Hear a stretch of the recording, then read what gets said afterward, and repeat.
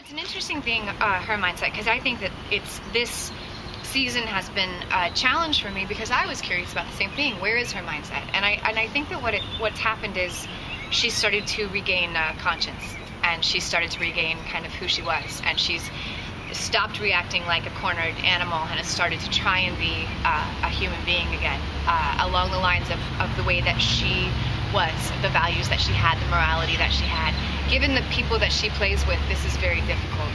So, and she's not very popular, and she continues to not be very popular. But I do feel like we're seeing a reemergence of kind of the Rachel before everything, and it's nice. There's a little bit of strength there, and as we keep going in there, it gets stronger, even though her words aren't popular. So it goes forward along those lines. And as far as, the Monroe stuff, we've got some really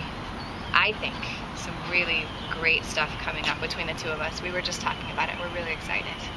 And then, the Miles stuff is lovely. It's almost like the angel and the devil over Miles' shoulder, Only David's the one who looks like an angel. So. but there is definitely an urge to say, let's get this done. And I think she'll do anything to protect her family. But she's also got a little bit of a hope for something else, and it's a kernel of it. And I was a little worried about it at first, because having no conscience is a fun thing to play, but it's nice when it comes back in as well. I mean, as far as Charlie goes, I think as a mother, you're like, well, you can do anything you put your mind to. So what we need to do is figure out how to change what you put your mind to. So I think that's where she is. I think the fact that Charlie is a warrior and a weapon, as much as it makes your heart sick, because you realize that here is this vibrant, amazing woman who could do anything, who has the strength to be anything that she wants to be, but she doesn't think there's any other option than this.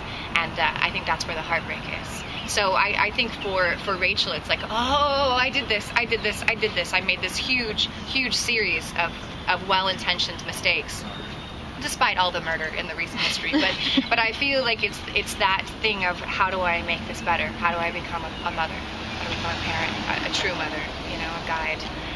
And that's where her thoughts are, I think, now. But I don't think it's ever surprising when your children succeed. I think that when they're going down the wrong road in such a spectacular fashion, it's more about damage control. How do I make it better? I think. But that's the thing that's so interesting, is that Rachel's like, oh, I can't believe she would do that. Whereas I'm like, makes sense. I mean, he's cute. It's not Monroe. I mean, she'd be like, oh, I can't imagine. It's like, I don't know. He looks like a cute kid. Seems pretty sweet. I mean, honestly, she's so freaking tough. And I'm kind of like, I don't want her to eat him for breakfast. That's really where my Elizabeth mindset was. But Rachel seems horrified, which I played, so I did my best with that.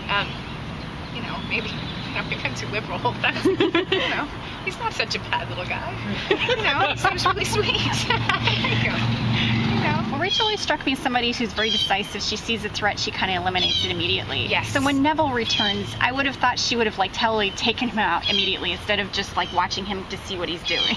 Yeah, Rachel watching to see how she's doing. Rachel leaving guns on the ground. She goes between being a wonderfully decisive killer and a very moral, upright person, and you never quite know who's going to strike, and it's never at the right time. I think that she's taking her cue from Miles on this, to see what he wants to do tactically. That's what I think. That's the only reason I can see. Also, I think that we've set Neville up as being such a danger that I don't know that Rachel could take him out. I think that she probably could have come in and simply just shot him from far away. But I think that the idea is that we have to give him more power than that. So it's that wait and see thing. What can you do for me? Watching the standoff, seeing the whole thing. So yeah, I mean, it would have been far easier had she just taken them both out. But then, where would we be without our beautiful actor? So I feel like there must be a reason. I mean, I think after the death of her son, she doesn't see a future in anything, or didn't see a future in anything. What I've come to kind of understand about Rachel and Miles is that they're just a force. They've been deeply in love with each other for a very long time. And I think that they're drawn to each other through there's no thought of this is a bad idea, this is a terrible idea, why would we even do this, this doesn't make any sense. I mean, all of that is true, but they still are always drawn to each other and have been seemingly since they met, through my being married to his brother, like all of those little things, road bumps, speed bumps. So I think that she is in love with him. I think that he is in love with her. I think that they give each other strength, but I don't know that anybody sees a future in anything. So it's more about grabbing what they have where they are. But Rachel does start to wake up throughout this season too. And you can see her starting to really look around her and say, this is crazy. We can't do this about any of it. But the love for Miles seems to be very pure and true. That's their intention anyway. Even if we don't always see it, I think that it has to be thought to be there. Hopefully my longing glances that I send towards Billy, Miles, right. And then as far as where she is now, she's gone against every single thing that she's ever believed in. And she is not the person that she ever wanted to be. And every choice that she has made has led to horrible, horrible situations. And the fact that she kind of keeps going is amazing. And I think that we're watching a desperate struggle of someone trying to regain her humanity.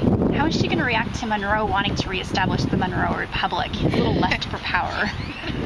I think she goes between thinking of him as like a really bad kid to realizing that he's pretty dangerous. David and I were just talking about this because there's something really sweet about it, because you got to figure that Bass and Rachel were probably the best of friends.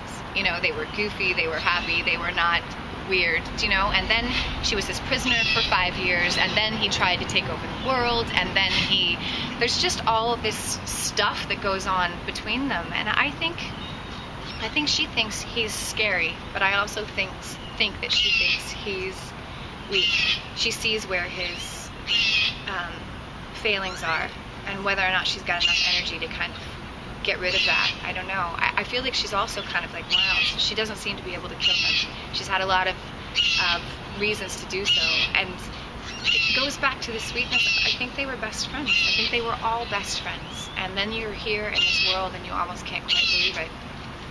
I think that right now, Rachel and her group are mainly operating on the defensive. So what I think is going to be really interesting is when they start to be on the offensive, because you can't really accomplish anything defensively. I mean, throughout any kind of war, that's all they're doing is fighting back. And I think that Rachel is coming to and saying, we can't just do this.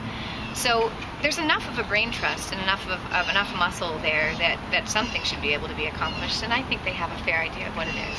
Why they would share that with me, I have no idea.